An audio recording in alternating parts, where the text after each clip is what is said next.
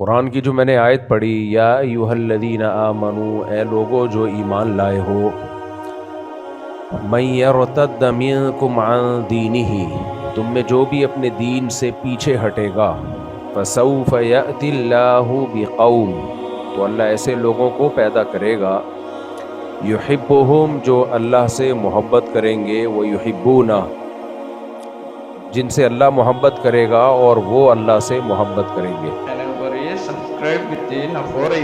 یجاہدون فی سبیل اللہ، اللہ کے راستے میں جہاد کریں گے، ولا یخافون لومۃ لائم، اور اللہ کے بارے میں کسی ملامت کرنے والے کی پرواہ نہیں کریں گے۔ اس آیت میں اللہ نے ایک طرح کی دھمکی دی ہے، من یرتد منکم عن دینہ، جو بھی اپنے دین سے پیچھے ہٹے گا۔ ارتداد کا مطلب دین چھوڑ دینا، یہ پیچھے ہٹنا۔ آپ نے یہ لفظ سنا ہوگا نا، رد کر دیا، رد کا معنی لوٹا دیا، ریجیکٹ کر دیا، اور ارتداد پیچھے کو ہٹ گیا، خود ریجیکٹ ہو گیا، باب افتعال۔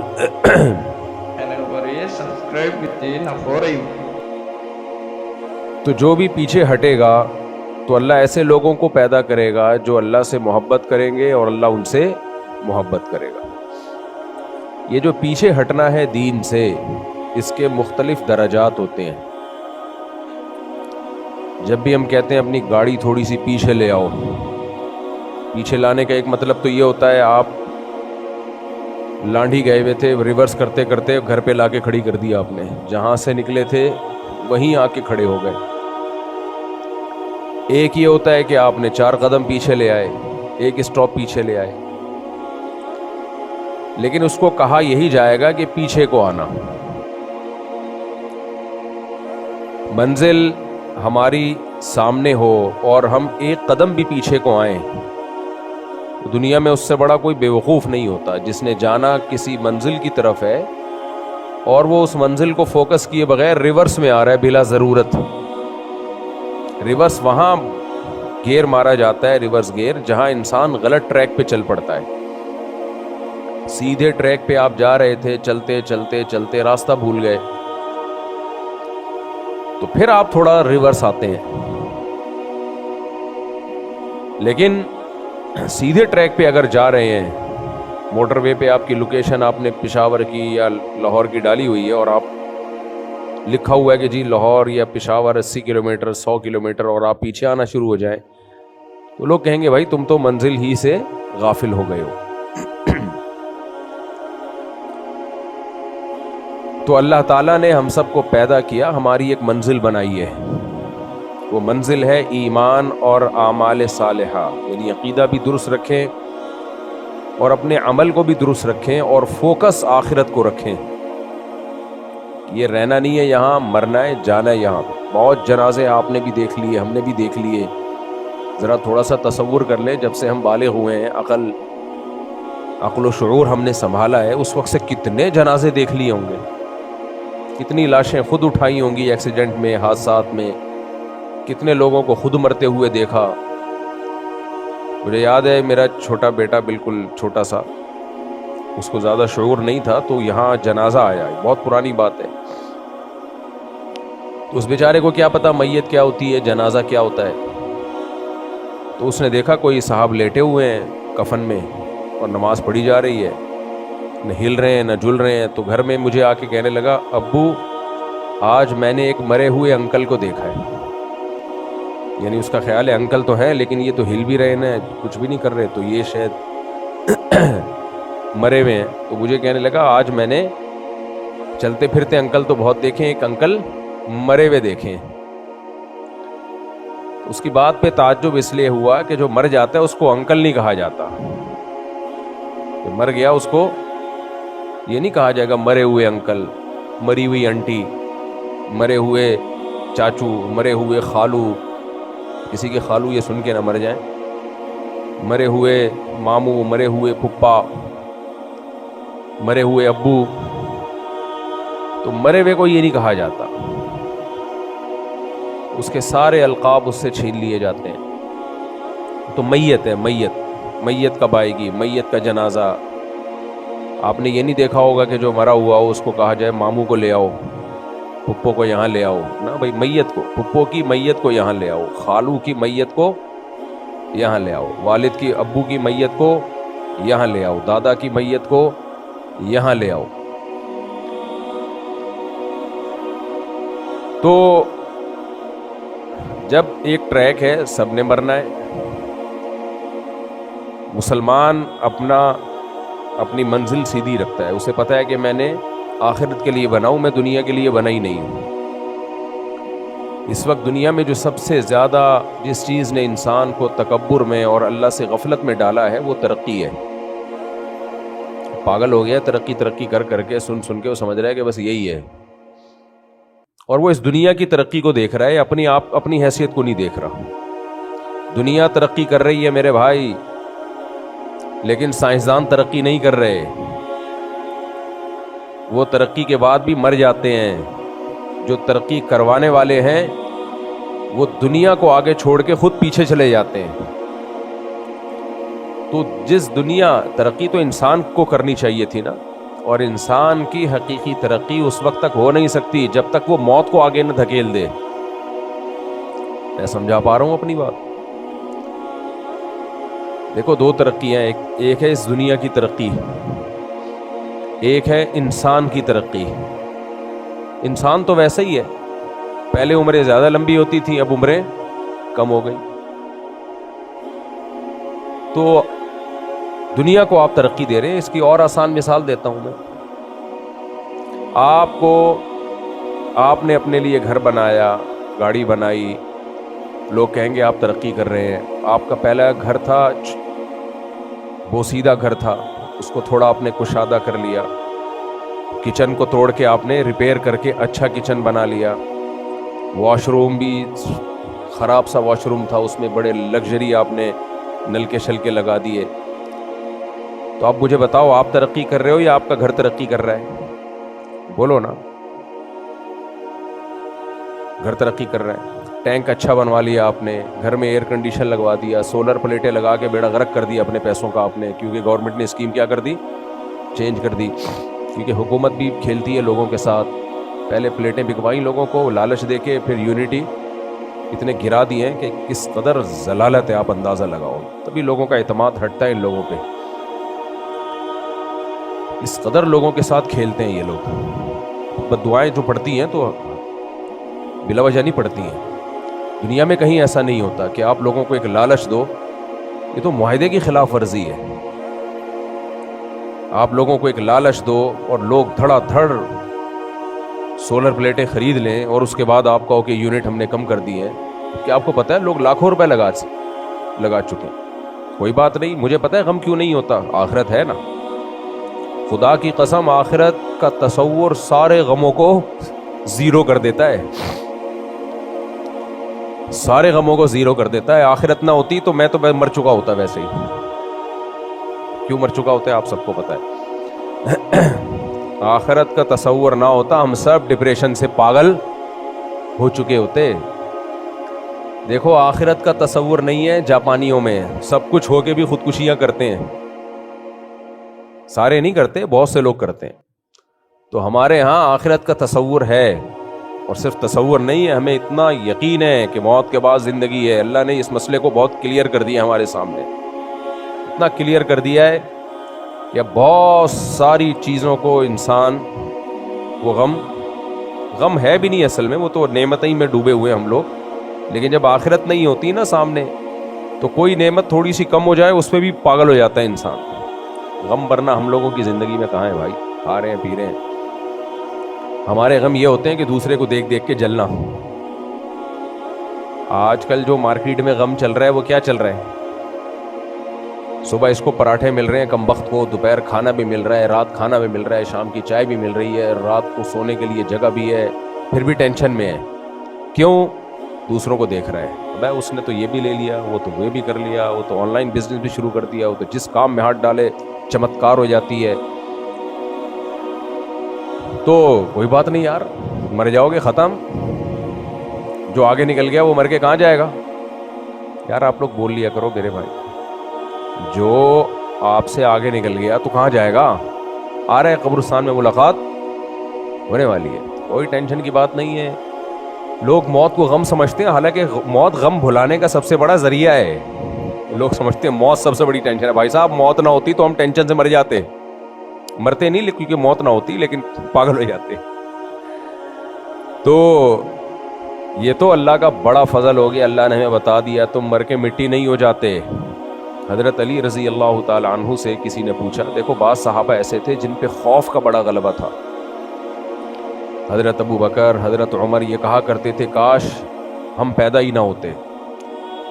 جو اہل اللہ ہے نا، ان پر اللہ کے، کسی پہ اللہ کے خوف کا غلبہ ہوتا ہے، کسی پہ اللہ کی محبت کا غلبہ ہو جاتا ہے.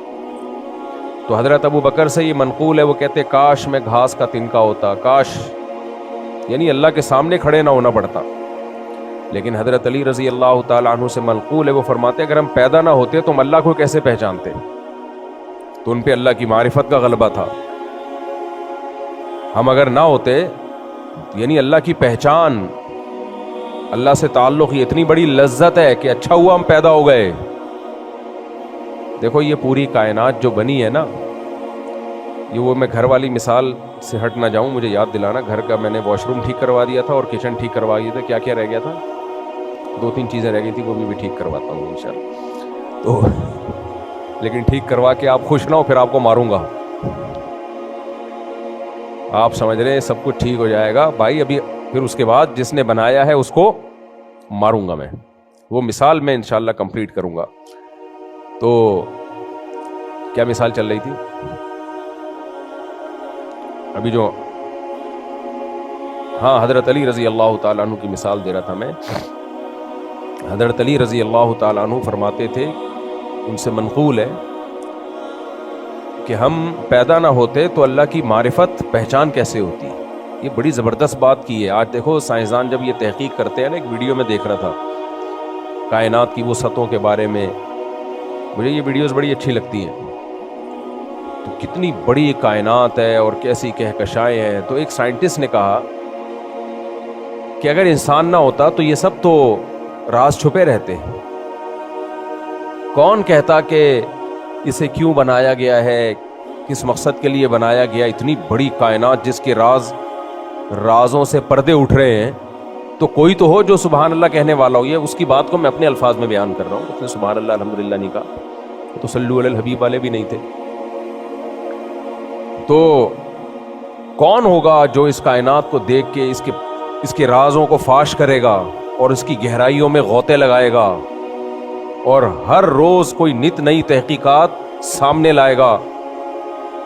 تو جانوروں میں تو یہ کچھ بھی نہیں ہے، وہ تو پیدا ہوئے مر گئے ختم.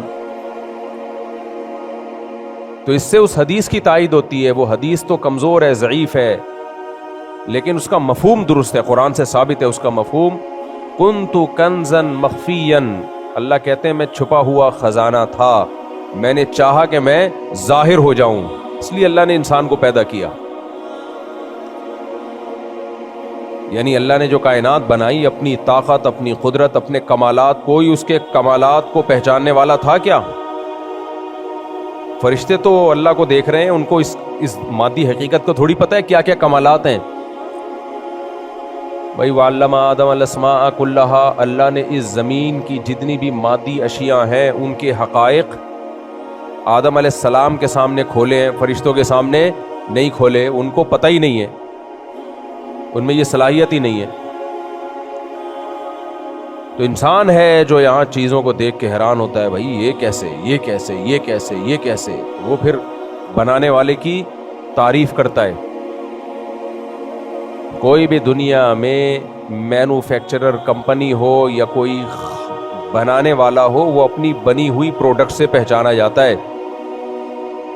دیکھو جو نظر آ رہا ہو وہ دیکھ کے پہچانا جاتا ہے، جو نظر نہ آ رہا ہو وہ ان چیزوں سے پہچانا جاتا ہے جن چیزوں کو اس نے.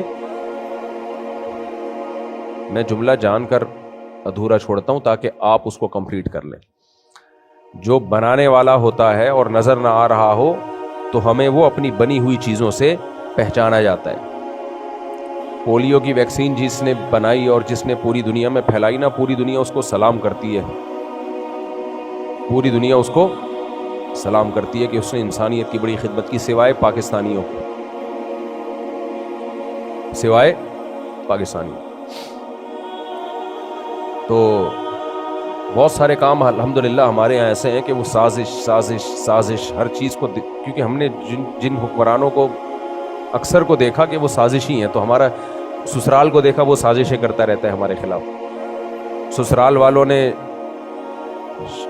اپنے سسرال کو دیکھا کہ وہ سازشیں کرتا رہتا ہے، امام نے کمیٹیوں کو دیکھا کہ میرے خلاف سازشیں کرتی رہتی ہیں، کمیٹیوں نے امام کو دیکھا یہ مسجد پہ قبضہ کرنے کے چکر میں ہمارے خلاف سازشیں کر رہا ہے، باس کو دیکھا، اپنے امپلائیز کو دیکھا، آپ کے جو ساتھ تھے ان کو دیکھا کہ وہ آپ کے خلاف دفتر میں سازشیں کر رہے ہیں، آپ کی ٹانگیں کھینچ رہے ہیں، اور باس کے سامنے آپ کی برائیاں کر رہے ہیں، آپس میں بھی برائیاں کر رہے ہیں۔ جب آپ سامنے بیٹھتے ہیں تو ایسا لگتا ہے اس سے زیادہ کوئی نیک دنیا میں پیدا ہوا ہی نہیں ہے۔ تو ہر جگہ آپ کو اسٹیبلشمنٹ کو آپ نے دیکھا، الیکشن میں کون کھڑا ہو رہا ہے، جتوا کس کو رہا جا رہا ہے، ٹھیک ہے نا، ایسی جگہ سے لوگ جیت رہے ہیں جہاں سے کھڑے ہوا ہی نہیں۔ اچھا، پھر سیاستدانوں کو دیکھا ایک دوسرے کی ٹانگیں کھینچ رہے ہیں، سازشیں کر رہے ہیں، اسٹیبلشمنٹ کو جب اپنی باری آتی ہے تو باپ بناتے ہیں، جب اپنا مسئلہ نہیں ہوتا تو پھر وہی سب سے ملک دشمن بن جاتی ہے، وغیرہ وغیرہ وغیرہ وغیرہ وغیرہ۔ اس پہ بولنے کے لیے بہت کچھ ہے۔ تو اتنی سازشیں پاکستانیوں نے دیکھی ہیں، اتنا کچھ دنیا میں دیکھا ہے، اب تو سڑک بن رہی ہوتی ہے ایسا لگتا ہے کہ کیا ہے، سازش۔ اچھا کام بھی ہو رہا ہوتا ہے، یہ کیا لگتا ہے، گٹر کے ڈھکن لگ رہے ہیں، لگتا ہے یہ بہت بڑی گیم کھیلی جانے والی ہے ہماری گیم۔ اصل میں یہ گیم مذکر لفظ ہے اردو میں، یہ پنجاب میں جا کے مؤنث ہو گیا۔ ایسا لگتا ہے بہت بڑا گیم کھیلا جانے والا ہے ہمارے ساتھ، گٹر کے ڈھکن لگ رہے ہیں، اس کا مطلب کچھ ہونے والا ہے، ٹھیک ہے، یعنی کوئی تھوڑا سا ہمیں منہ میں مٹھائی دے کے خوش کیا جا رہا ہے بڑے زہر کے انجیکشن کے لیے۔ بعض دفعہ دیکھو قرآن میں آتا ہے نا، سنستدرجہم من حیث لا یعلمون، جتنی پچھلی قوموں پہ عذاب آیا ہے، وہ جب ان پہ شروع میں آزمائشیں آتی تھیں وہ پھر بھی نہیں سدھرتے تھے تو پھر اللہ ان کو ترقی دیتا تھا کہ ٹھیک ہے اب پھر غافل ہو جاؤ، پھر ایک ہی دفعہ میں ماروں گا۔ تو حکومت کچھ اچھے کام کر رہی ہوتی ہے، ہمیں ایسا لگتا ہے اب اس بڑی چپت لگانے والے، اب ہمیں 2-4 ڈھکن وکن لگا کے اب کچھ بہت بڑا گیم کھیلا جانے والا ہے ہمارے ساتھ۔ تو پیٹرول سستا ہو جائے تو لگتا ہے کہ اب ڈبل مہنگا ہوگا۔ کیا خیال ہے بھائی؟ میں نہیں کہہ رہا ایسا ہوگا، مجھے نہیں پتا۔ ڈالر اگر اوپر نہیں جا رہا لگتا ہے کہ اب کچھ اور ہونے والا ہے، کچھ اور اوپر جا رہا ہے جو بتا نہیں رہے۔ تو ہم نے منفی چیزیں اتنی دیکھی ہیں، کوئی آپ سے تمیز سے بات کر رہا ہو، لگتا ہے پیسے مانگنے والا ہے آپ سے، تھوڑی دیر میں آپ سے کیا مانگے گا، ورنہ کون تمیز سے بات کرتا ہے بھائی آج کل۔ تو ہر وقت منفی چیزیں اتنی زیادہ ہم دیکھ چکے ہیں کہ اب ہمیں ہر چیز میں سازش کی بولو بو آتی ہے۔ تو پھر وہ جو بڑی طاقتیں وہ تو ہیں ہی ہمارے خلاف سازشی، تو اب ان کے کچھ کام اچھے بھی ہوتے ہیں تو ہمیں کیا لگتے ہیں، سازش۔ یہ ہمارا قصور نہیں، ہم جس ماحول میں پیدا ہوئے بڑے ہوئے تو وہ اسی ٹائپ کا ماحول ہے، تو اس لیے اب اس کو آہستہ آہستہ ہی ٹھیک ہوگا، یہ یعنی اور خراب ہوگا، یعنی استغفر اللہ، ٹھیک ہوگا۔ تو خیر ہم اپنے ٹاپک کی طرف آتے ہیں، کہیں اور چلے گئے۔ تو اس کائنات کو جو اللہ نے بنایا ہے، اللہ تو ہمیں نظر نہیں آتا، تو اس نے بنا کے دکھا دیا کہ میں کیسا ہوں۔ تو اگر انسان نہ ہوتا کون پہچانتا ان چیزوں کی ڈیپتھ میں، کون جاتا بھائی، کون ان رازوں سے پردے اٹھاتا، کیسے کمالات ہیں ایک ایک چیز میں۔ کچھ چیزوں تو قرآن نے بیان کی ہیں، کچھ چیزیں قرآن نے کہہ دیا مما لا یعلمون، بہت سی چیزیں ایسی ہیں جو تم ابھی نہیں جانتے، یعنی بعد میں جان لو گے تم، اس وقت نہیں جانتے تھے جب قرآن نازل ہو رہا تھا۔ تو اب اتنا کچھ اس اللہ نے بنا دیا، تو اس اللہ کو پہچاننا، سیدنا علی رضی اللہ عنہ فرماتے تھے ہم پیدا نہ ہوتے تو ہمیں کیسے پتا چلتا کہ اللہ کیسی ذات ہے وہ۔ تو میں وہ مثال دے رہا تھا گھر کی کہ انسان تو دنیا ترقی کر رہی ہے، انسان ترقی کر نہیں سکتا۔ دنیا ترقی کر رہی ہے، انسان ترقی، میں ترقی کے خلاف نہیں ہوں، کہیں آپ مجھے سمجھیں کہ ترقی کا جو کانسیپٹ اسلام میں ہے وہ کئی بار میں بیان کر چکا ہوں، اس ترقی کو آخرت کا ذریعہ بنایا جائے۔ اگر وہ ترقی آخرت کا ذریعہ ہے تو ٹھیک ہے، نہیں ہے تو پھر وہ بیکار ہے۔ ایسی تو فرعون نے بڑی ترقی کی ہے بھائی، اور اس ترقی کو ان حدود میں رکھا جائے جو حدود اللہ اس کے رسول صلی اللہ علیہ وسلم نے بتائی ہیں، پھر وہ ترقی نعمت ہے۔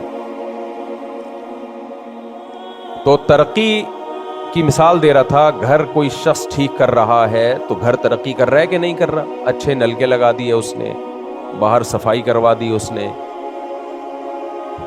تو لیکن پتا چلا کہ جی اس کو تو کینسر ہے۔ جب گھر مکمل ہو گیا تو آپ کو کیا پتا چلا کہ جو گھر بنانے والا ہے اس کو بہت خطرناک کینسر، آخری سٹیج پہ چل رہا ہے وہ کینسر۔ تو لوگ کیا کہیں گے، آپ کے گھر نے ترقی کی ہے یا آپ نے ترقی کی ہے؟ بولو نا، گھر نے ترقی کی ہے، آپ نے تھوڑی کی ہے۔ اس کا فائدہ اس کو ہوگا جب آپ کے مرنے کے بعد کوئی دوسرا آئے گا اس گھر میں، لیکن اس کو بھی فائدہ نہیں ہوگا، اس لیے کہ ہو سکتا ہے اس کو بھی کچھ وقت کے بعد جا کے پتا چلے کہ جی ٹی بی ہے اس کو، یا اس کو کینسر سے بھی ایڈز ہو گیا، اس کو کینسر سے بھی زیادہ خطرناک کوئی بیماری ہو گئی ہے، وغیرہ وغیرہ۔ آپ کہہ سکتے ہیں ساری دنیا کو کینسر تھوڑی ہے۔ دیکھو یہ تو ہم کمپیئر کر رہے ہیں نا ایک دوسرے کے ساتھ کہ اس کو کینسر ہے اس کو نہیں ہے۔ بھائی کمپیئر کیوں کر رہے ہو؟ ہم دنیا میں ترقی اپنی ترقی کے لیے کرتے ہیں، لیکن ہماری ترقی کی راہ میں سب سے بڑی رکاوٹ موت ہے۔ کینسر نہیں ہوگا تو ایکسیڈنٹ سے مر جاؤ گے، ایکسیڈنٹ نہیں ہوگا شوگر سے مر جاؤ گے، شوگر نہیں ہوگا ہارٹ اٹیک سے مر جاؤ گے، ہارٹ اٹیک نہیں ہوگا کچھ اور بیماری ہوگی، بخار سے مر جاؤ گے۔ میں نے ایسے لوگ بھی دیکھے ہیں ہٹے کٹے میرے دوستوں میں، ایسے صحت مند، صرف ایک فیور آیا، بخار آیا ہے، نکل لیے۔ میرے پاس فون آیا، مفتی صاحب آپ کے فلاں دوست کا انتقال ہو گیا۔ کتنی عمر تھی ان کی؟ 30 سال، جوان۔ بھائی کیا ہوا یار؟ ابھی پچھلے ہفتے تو ملاقات ہوئی ہے، وہ جی بخار آیا تھا وہ بگڑ گیا، بس اسی میں انتقال ہو گیا۔ بھائی کیسے بگڑ گیا یار؟ اتنی زبردست اینٹی بائیوٹک آج کل ایجاد ہو چکی ہیں، بخار کی 20 قسمیں ایجاد ہو چکی ہیں۔ نہیں بھائی ابھی تو ملے تھے، آپ نے کئی دفعہ سنا نہیں ہوگا یار پچھلے ہفتے تو میری ملاقات ہوئی تھی۔ تو یہ سارے مسائل سائنسدانوں کے ساتھ بھی ہیں، جو ترقی کروا رہے ہیں ان کے ساتھ بھی ہے، جو کمپنیاں ہیں ان کے مالکان کے ساتھ بھی ہیں۔ تو ترقی ترقی ترقی ترقی کا بھوت سوار ہو گیا ہماری کھوپڑی شریف پہ، اور لوگ جو بنانے والا ہے اس سے غافل ہو چکے ہیں۔ اس کی دی ہوئی نعمتوں کے ذریعے تو ترقی کر رہے ہیں۔ کوئی ایک چیز مجھے ایسی بتاؤ۔ ایک طالب علم نے سوال پوچھا تھا نا کسی پروفیسر سے کہ جب ساری ترقیاں ہم خود کر رہے ہیں، انسان اتنا آگے جا چکا ہے تو ہم خدا کو کیوں مانیں، کیوں اس کی عبادت کریں، کیوں اس کے احکامات کو فالو کریں؟ خدا نے معاذ اللہ کیا دیا ہے ہمیں؟ اللہ نے تو ایسی زمین اٹھا کے دے دی تھی، آپ ہزاروں سال پرانی زمین کو دیکھیں تو کچرا کنڈی لگے گی میرا خیال ہے۔ کیا خیال ہے بھائی؟ کچھ بھی نہیں تھا۔ تو یہ تو سارا کام ہم نے کیا ہے۔ تو کتنی بڑی بھول ہوتی ہے انسان سے۔ آپ نے کیا کیا ہے بھائی؟ آپ نے کیا کیا ہے اس میں؟